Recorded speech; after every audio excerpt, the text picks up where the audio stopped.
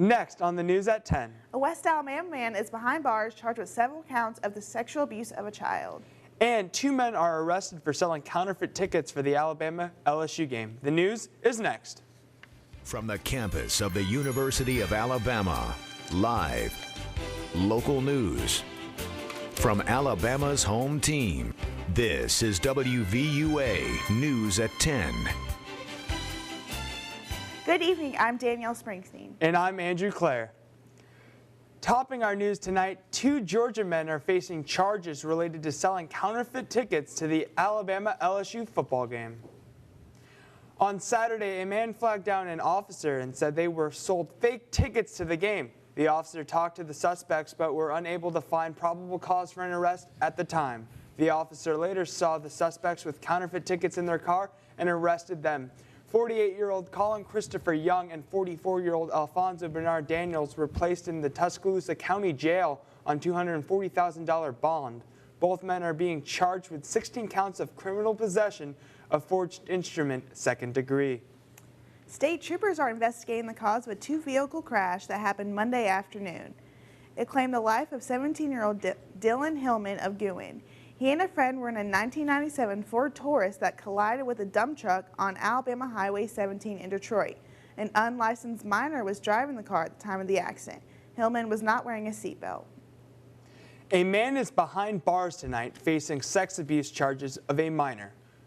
According to the Tuscaloosa County District Attorney Lynn Head, the victim is younger than 12 years old. Head says Morgan Lee Skelton is facing 5 counts of sex abuse and 1 account of sodomy, but she would not say where the alleged incidents took place. Northport Police Lieutenant Keith Carpenter could not say much about the case, but he did tell WVUA the alleged abuse happened a few years ago and there was enough evidence to make warrants for an arrest. Carpenter says the case will now go to a grand jury and they will determine if it will go to trial. Skelton is in the Tuscaloosa County Jail under a $75,000 bond. New information tonight about the Alabama fan shot this weekend. Tuscaloosa Metro Homicide Sergeant Dale Phillips says these are the 2 suspects wanted in connection with the shooting. The victim stopped at the Shell station on Skyland Boulevard. He was taunted by 2 men about being an Alabama fan. Then a fight broke out and the suspect and victim shot each other. We still have several people to interview and leads to follow up before we can really determine what caused this altercation. The victim was treated for non-life-threatening injuries. If you have any information, call Crime Stoppers at 205-752-STOP. Tonight, Miss Philippines USA will host a fundraiser at Galetz in Tuscaloosa to benefit those impacted by Typhoon Haiyan. So far, over 2,600 deaths are confirmed as a result of this massive storm that in Asia. University of Alabama student Jasmine Sabio is representing the country as a preliminary title holder within the Miss USA organization. She says that although her family was not affected, she hopes this fundraiser will bring forth awareness and funds to help the devastated areas. The whole country was hit, and I just feel like that's what's right, is just to help give back, regardless if it is my family or not.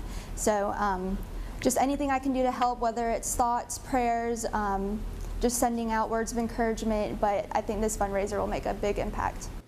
Now, the event is titled Revelry for Relief, and all money raised will go directly to typhoon victims. And before we go to break, don't forget to follow your home team on Twitter. Follow us for the latest breaking news and what's happening all around Alabama and beyond. An American family is back home after their vacation in the Philippines turned into a nightmare. Although November is one of the least popular months for weddings, find out why couples are choosing to get married today. And number 1 took on number 2 in college basketball tonight. Gary Harris will have Kentucky-Michigan State highlights in your home team sports.